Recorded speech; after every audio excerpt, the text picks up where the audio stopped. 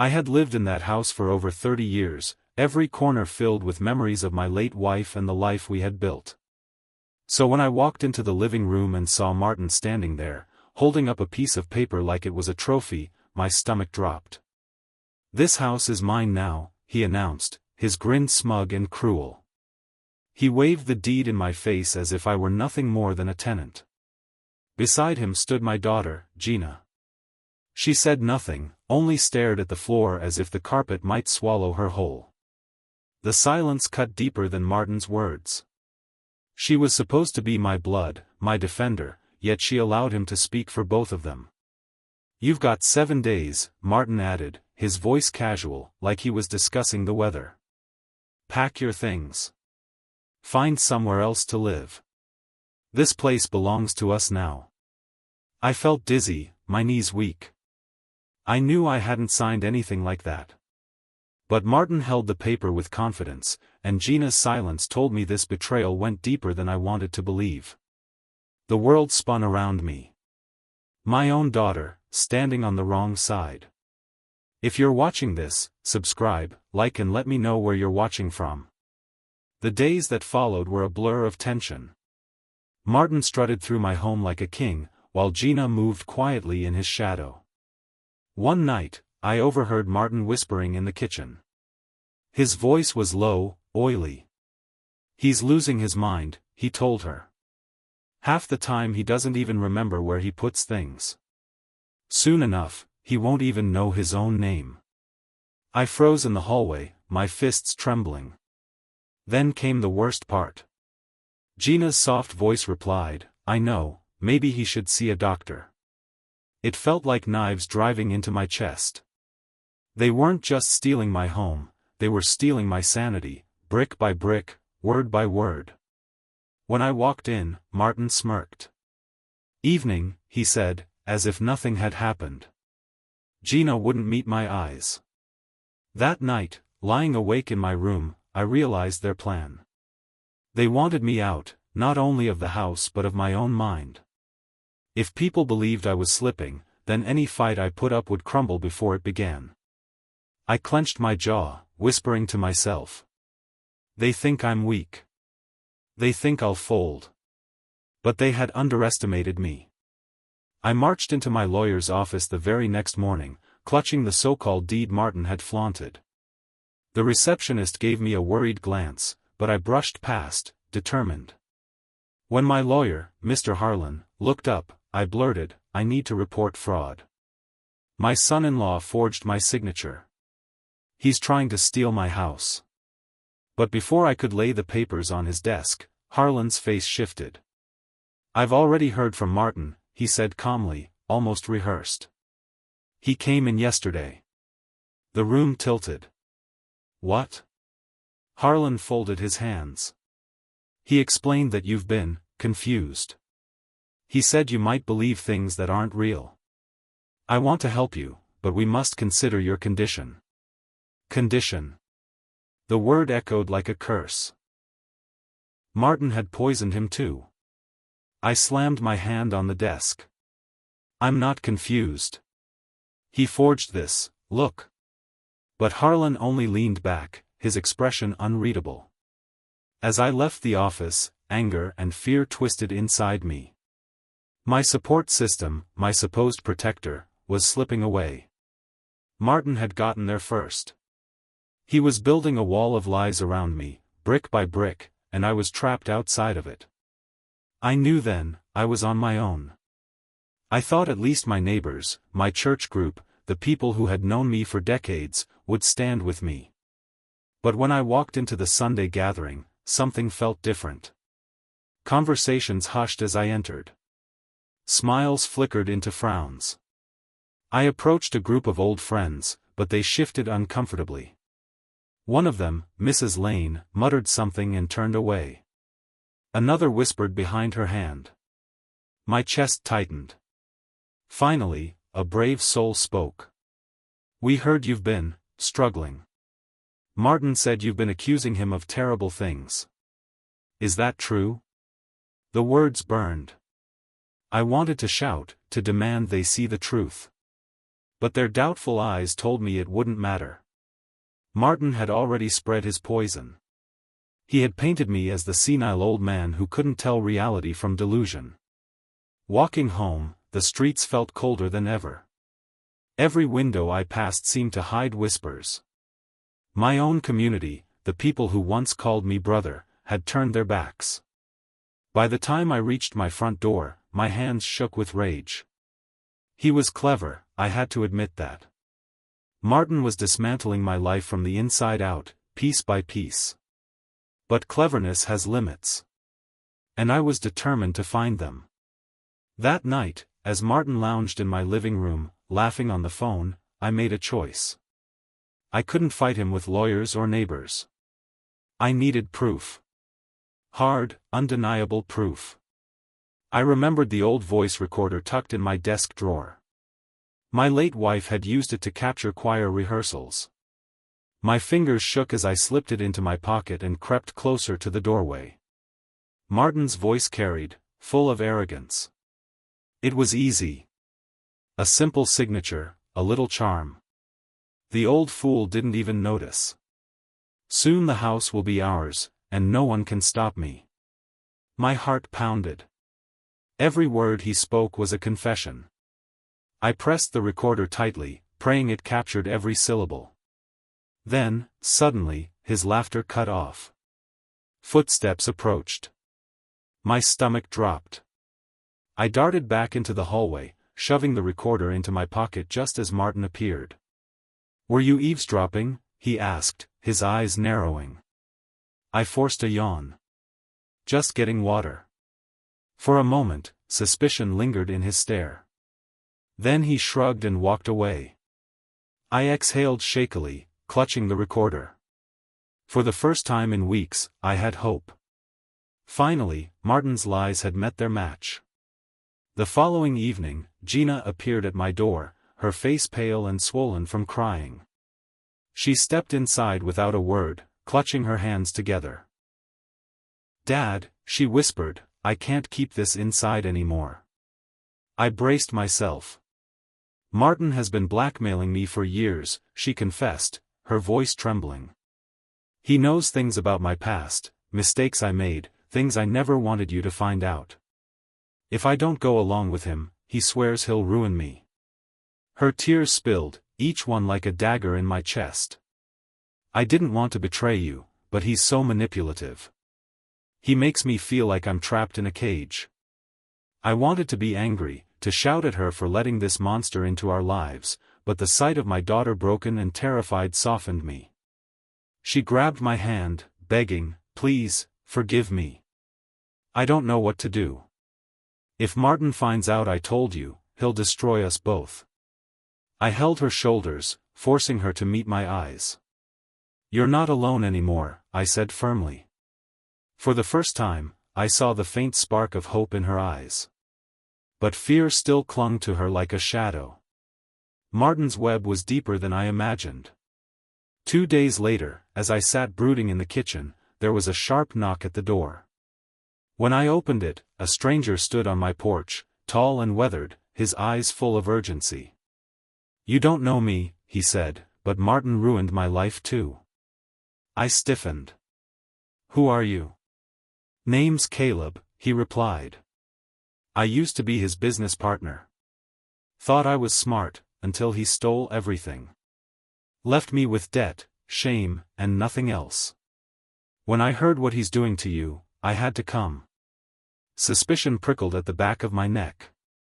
For all I knew, this man could be another one of Martin's tricks. Yet there was a raw pain in his voice I recognized. "I can help you," Caleb insisted.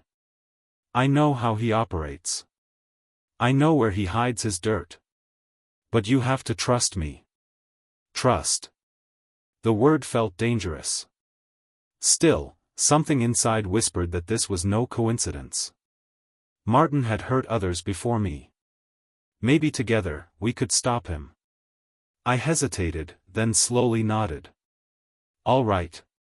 Tell me everything." As Caleb stepped into my home, I couldn't help but wonder, was he a lifeline, or another snare? Caleb wasted no time.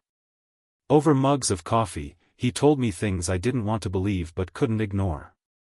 Martin had a trail of destruction behind him, partners ruined, businesses drained, and whispers of a wife who had simply vanished years ago. They said she gave him everything, Caleb explained grimly. Her house, her accounts, even her jewelry. Then she disappeared without a trace. Police couldn't prove foul play, but he let the silence finish the thought. I shivered. A pattern was forming. Martin wasn't just a liar, he was a predator. And now his sights were set on me. Later that night, I sat with Gina in the living room. I told her what Caleb had shared. Her face paled, and she pressed her hand to her mouth. Dad, what if he killed her? Her words hung in the air like poison. I had suspected, but hearing it spoken aloud made it real. If Martin could erase someone that close, what was stopping him from doing the same to me, or Gina? I swore to myself then, no matter what it cost, I would not be his next victim. The past was full of his secrets. And I intended to dig them up. The first sign of Martin's tightening grip came when I tried to buy groceries.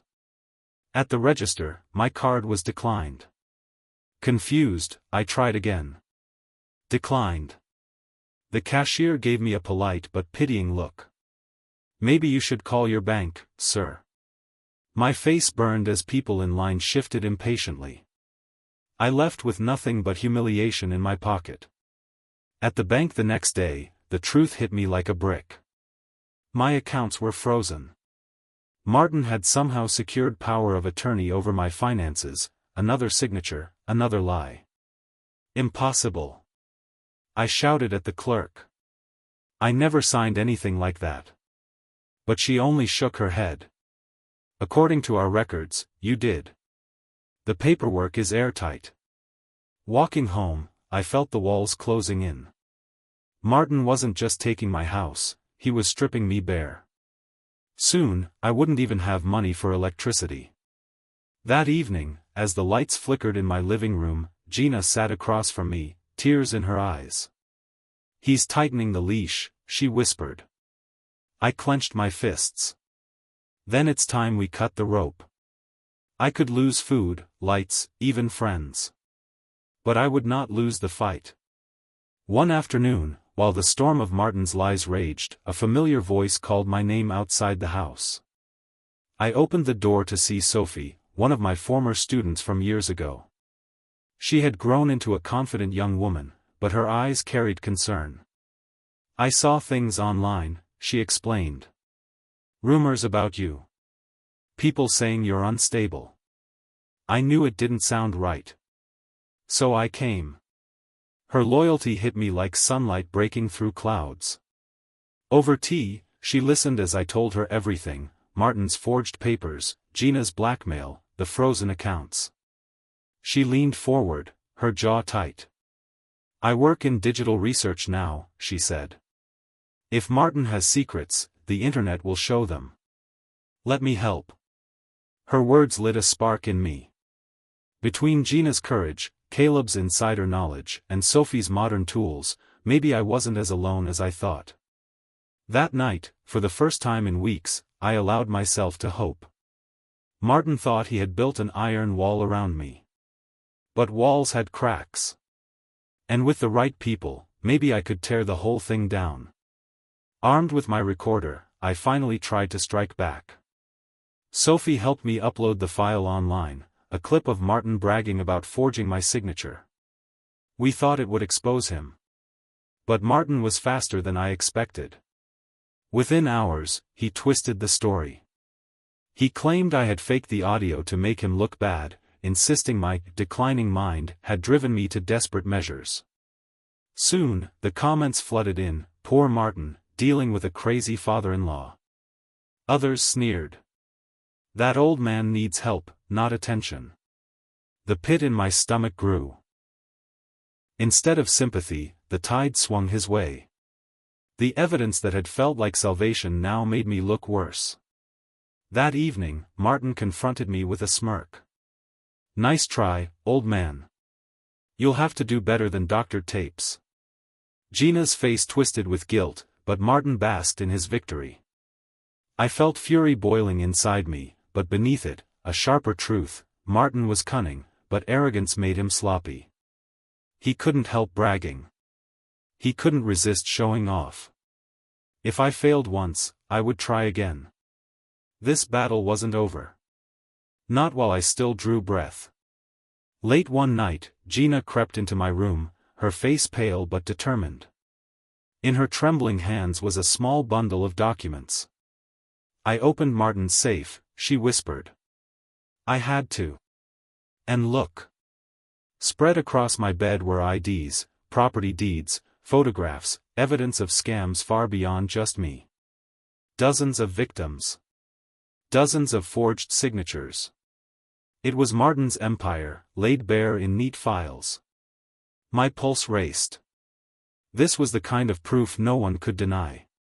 But before relief could sink in, headlights swept across the driveway. A car door slammed shut. Gina's eyes went wide. He's home. We scrambled, stuffing the papers back into the bundle. My hands shook as I shoved them into a satchel. Just as Martin's footsteps sounded at the front door, we slipped out the side. My heart hammered as we crouched in the shadows, listening to him move inside. He paused, as if sensing something was off. But after a moment, he moved on. Gina clutched my arm, her breath ragged. If he finds out we took these, we're finished. I squeezed her hand. Then we make sure he never finds out, until it's too late. The next morning, I met Caleb in a quiet cafe, sliding the satchel across the table. He rifled through the papers, his eyes wide. This is it, he whispered. Enough to bury him. But as we studied the files, Caleb's face shifted, dark with something heavier. He closed the satchel slowly. I have to tell you the truth. I used to help Martin with these scams. Back then, I thought it was just easy money. By the time I realized what he really was, it was too late. I've been running ever since. My chest tightened. Betrayal again? Caleb raised his hands. I'm not proud of it. That's why I came to you. I want to make it right. But you have to understand, Martin never forgets enemies. Once he knows I'm helping you, he won't stop until I'm gone. I studied him, weighing his words. The guilt in his voice felt real. But trust was a dangerous thing. Finally, I nodded. Then we stay ahead of him. Together. Still, a chill lingered. If Caleb had once stood at Martin's side, could he really stand firm now? Or was this alliance doomed before it began? Caleb and I pored over the files late into the night, tracing Martin's crimes. But then Caleb's hands trembled. There's something else, he said. He stared at the table for a long time before continuing. I wasn't just a partner. I helped him. I taught him tricks. How to hide assets, how to forge papers. I didn't realize how far he'd take it. I left when I saw how dangerous he was. My stomach churned. The man I had trusted was once Martin's teacher. Why should I believe you now? I demanded. Caleb's eyes filled with shame. Because I can't undo the past, but I can stop him now. If you'll let me. The room was heavy with silence. Trust was hard, but I needed allies. Finally, I nodded. Then prove it. Caleb leaned in. Just remember, Martin never forgives betrayal. If he even suspects, he'll destroy us both. I met his gaze. Then we'll destroy him first. But even as I spoke, doubt gnawed at me. Could a man who once walked in Martin's shadow truly help bring him down? Not long after, Martin's paranoia began to show. One evening, Sophie rushed in with her laptop. Look at this, she said. On the screen were photos, me, Caleb, and Sophie together in a cafe. Martin had them. He's watching us, she whispered. The pit in my stomach deepened. Martin was one step ahead again. He knew I wasn't sitting quietly.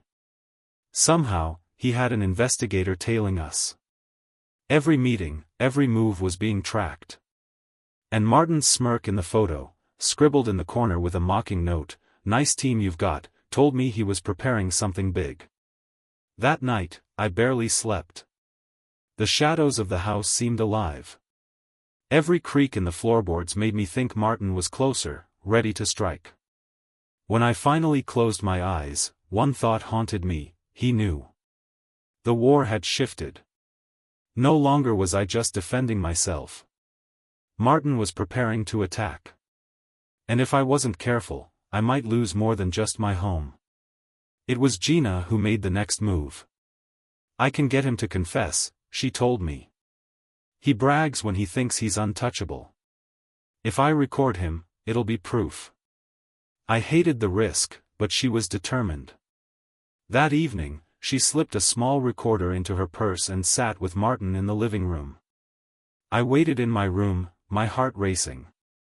Through the thin wall, I heard Martin's voice. "Of course I forged it. The fool doesn't even know. Soon the house, the money, everything will be ours." My heart leapt. She had him. Then his voice shifted, darker. "But tell me, Gina, where's your loyalty? To him? Or to me?" The silence that followed was unbearable. Then Martin's laugh cut through. "So, you finally chose his side." I froze. He had caught her. When Gina came to me later, her face was pale, her eyes red. "He knows, Dad. He knows I'm with you now." I hugged her tightly, fear gnawing at me. Martin wasn't just suspicious anymore. He was certain. And certainty made him dangerous. 2 days later, the blow landed. A man in a suit arrived at my door, handing me a thick envelope. A court summons, for slander. Martin was suing me.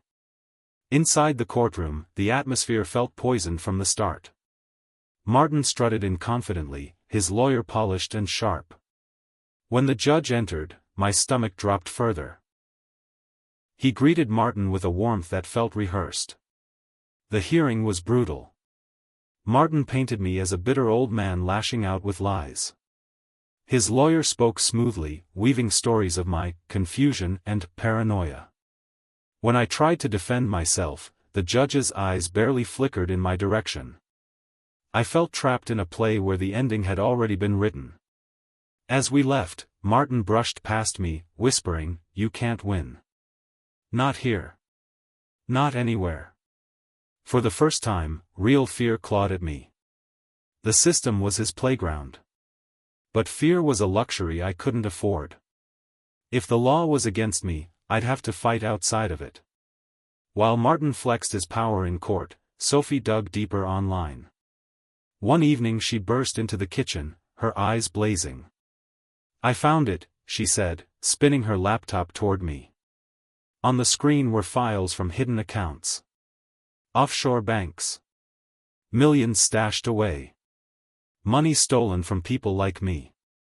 "He's been laundering funds for years," Sophie explained. "This isn't just fraud. It's international crime." My pulse raced. Finally, hard proof Martin couldn't spin as delusion. But Sophie's expression darkened. The moment I accessed these files, his system flagged it. "He knows someone's inside. He'll come looking." I swallowed hard. The noose was tightening, for him and for us. We copied everything to drives, hiding them in safe places. Each file was another nail in Martin's coffin. But the risk was higher now. Martin wasn't just a liar or a forger. He was a criminal kingpin, cornered and aware. And a cornered predator is the most dangerous of all. Caleb arranged a meeting the next night, his face more serious than ever. "There's someone you need to meet," he said. I followed him nervously to a quiet motel on the edge of town. When he opened the door to a dimly lit room, my breath caught. A woman sat on the bed, frail, wary, but alive. "This is Anna," Caleb said. "Martin's ex-wife." Shock flooded me. She was supposed to be dead, vanished years ago. But here she was, hidden away, trembling as she spoke. "He destroyed my life," she whispered. "Took everything. I went into hiding to survive. But if you're fighting him, I'll testify. I'm tired of running."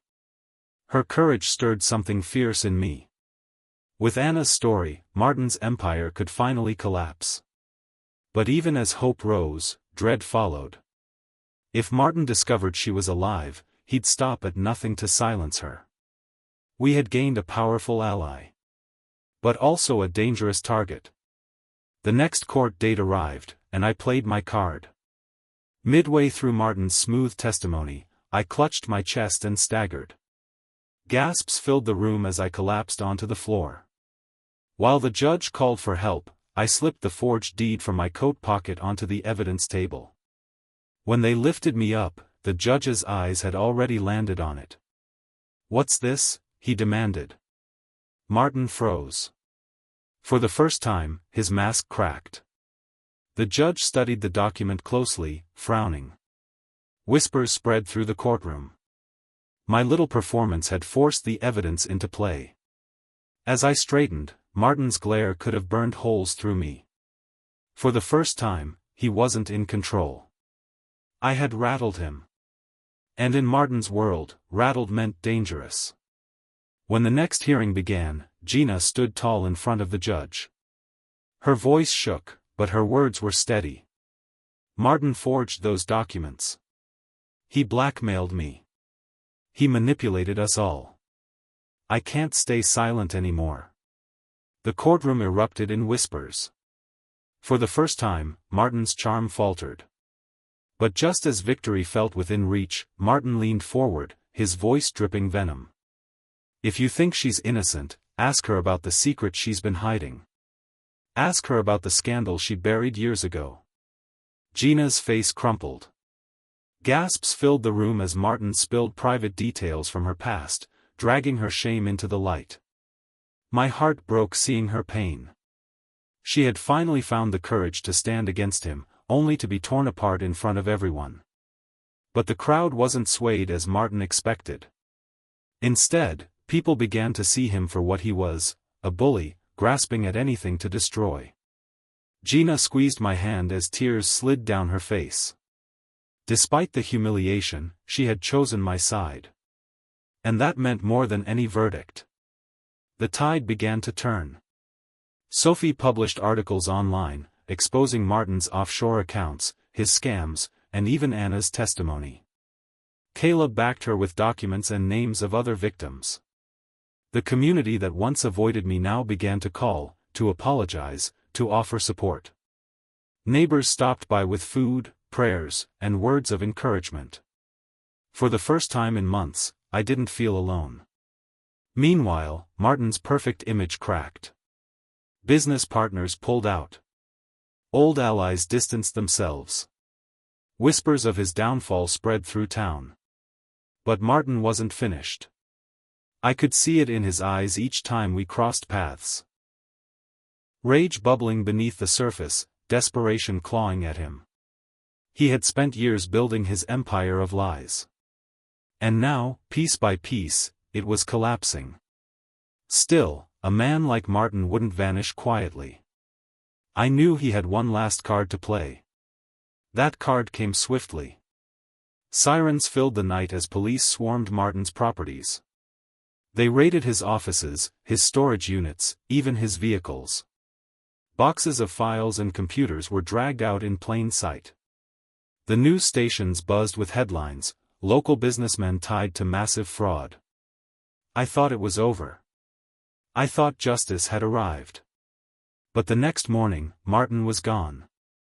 He had slipped through the cracks, vanishing like smoke. His empire was burning, but he was free. Fear gripped me again. A desperate Martin was the most dangerous Martin of all. I lay awake that night, staring at the ceiling, listening to every sound outside. The fight wasn't finished. Not yet. And somewhere out there, he was planning his escape. Or his revenge. The answer came at the airport. Sophie's digital tracking pinged on Martin's accounts, last-minute ticket purchases. We raced there, my heart hammering. And then I saw him. Martin, striding through the terminal in a pilot's uniform, trying to blend in. "Stop him!" I shouted. Security turned, eyes narrowing. Martin bolted. We chased him through the crowded terminal, weaving between startled travelers. My lungs burned, but adrenaline drove me forward. At the gate, he flashed false credentials, trying to board. But police surged in from behind, guns drawn. Martin froze, his plan crumbling in an instant. As they grabbed him, his eyes locked on mine, filled with venom. "This isn't the end," he hissed. But for once, his words rang hollow. The predator was caged. Martin's empire collapsed within weeks. His accounts were seized, his crimes laid bare.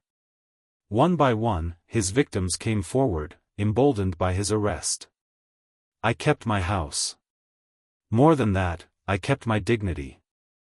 The walls that once echoed with betrayal now rang with laughter again, Gina's laughter, Sophie's bright chatter, even Caleb's steady voice. Anna testified bravely, her story sealing Martin's fate. When the gavel fell, he was sentenced to years behind bars. As we walked out of the courthouse, Gina slipped her arm through mine. "I'm so sorry, Dad," she whispered. I kissed her forehead. "You came back. That's all that matters." Neighbors waved, no longer with pity but with respect.